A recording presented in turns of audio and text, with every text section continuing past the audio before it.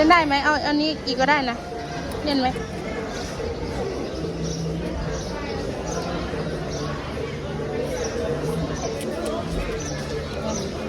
สลับกันเล่นเติมน้ำอีกไหม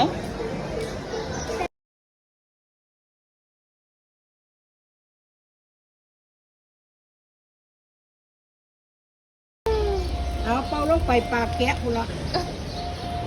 เปล่าเล่นแบบนี้ก็ได้เวลามันแกะแกะ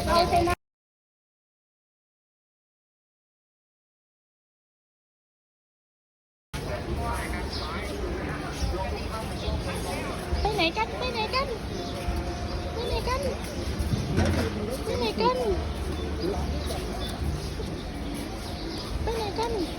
ข้าหลอกตลาดยายต่อยเอ้ยเบิ่งหลานเจ้า